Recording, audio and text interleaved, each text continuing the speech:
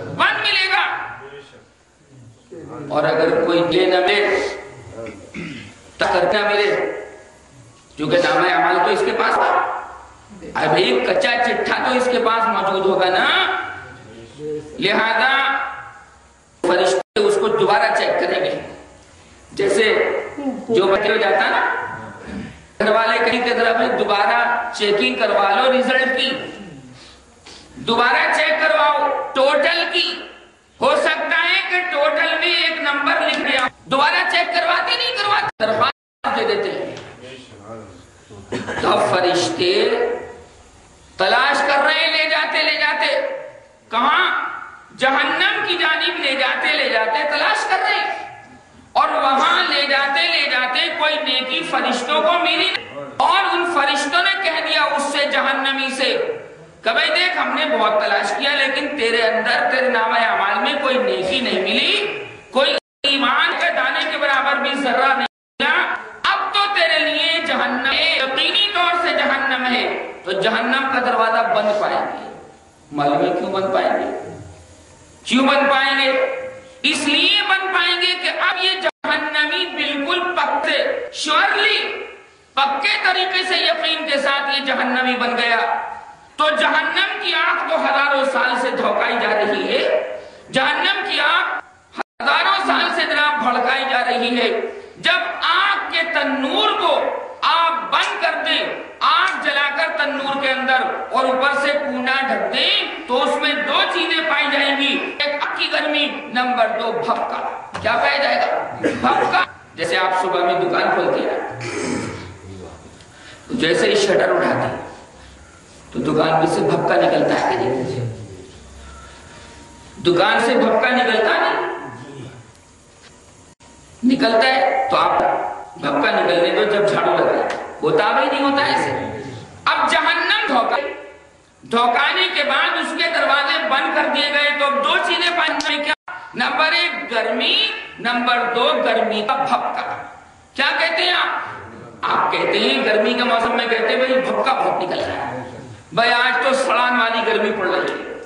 اس ساری گرمی کیا جناب ہم بریانی کھائیں, متنجن کھائیں, کیا کھائیں, کیا کافی پیئے, کیا پیئے, بھائی بڑی گرمی ہے.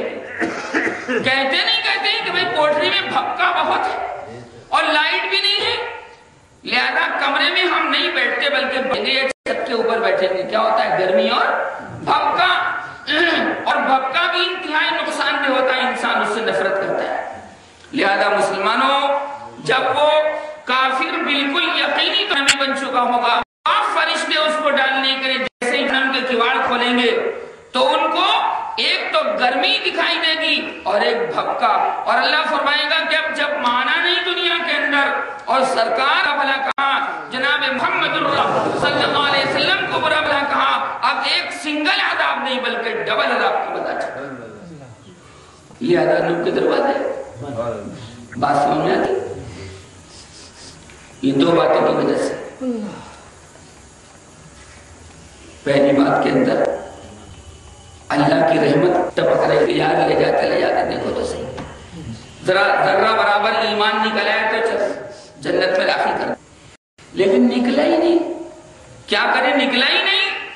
لہذا جب جہنمی ہونا یقینی ہو گیا تو اب ڈبل عذاب, کیونکہ ایک تو نے اللہ کی نافرمانی کی اور محمد رسول اللہ صلی اللہ علیہ وسلم کی نافرمانی کی, لہذا تجھے ڈبل. اپنے زمانے کے پیغمبر کی نافرمانی کی, پچھلے انبیاء کرام, انبیاء سابقین جو گزرے ہیں, ایک اللہ کی نافرمانی کی اور ایک حضرت موسیٰ کی نافرمانی کی. ایک اللہ کی نافرمانی کی, ابراہیم کی نافرمانی کی, ایک اللہ کی نافرمانی کی, ایک حضرت نوح کی نافرمانی کی. ڈبل عذاب. کتنے عذاب؟ یہ داخل ہوتے وقت کی بات ہے. جب انٹری ہوگی اللہم احفظنا, زور سے بولو اللہم احفظنا. اللہم احفظنا کا مطلب یہ اللہ ہماری حفاظت. چنانچہ یہ تو ہوا جہنمی. اب سنو جی, جب جنتی جنت تو وہاں کا دروازہ بھی بند, وہاں کا جنتیوں کا دروازہ بھی بند. لوگ معلوم ہے یا جنت کا دروازہ بند کرنے کی کیا ضرورت تھی؟ بھائی وہاں تو آپ نے بتا دیا، لیکن جنت کا دروازہ بند کرنے کی کیا ضرورت تھی؟ یہ تو بالکل ایسے ہے جیسے ایک آدمی کا ریزرویشن ہے، حیدرآباد جا رہا ہے، کلکتے جا رہا ہے،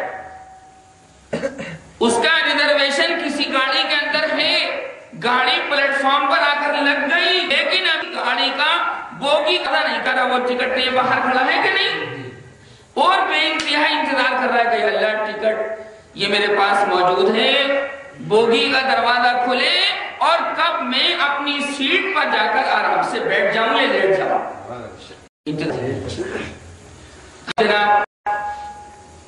جنتی جنت کے اندر جانے کے لیے تیار ہے، لیکن دروازہ کھلا ہوا ہے یا بند ہے؟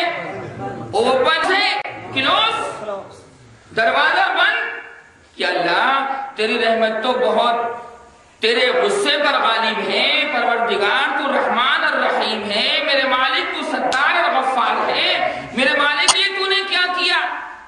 ان جنتیوں کو جنت میں جانے سے ترسا رہا ہے، انتظار کروا رہے، اللہ کی طرف سے ندا آئے گی کہ میں نے جنت کے دروازے اس واسطے بند کر دیے جنتیوں کے لیے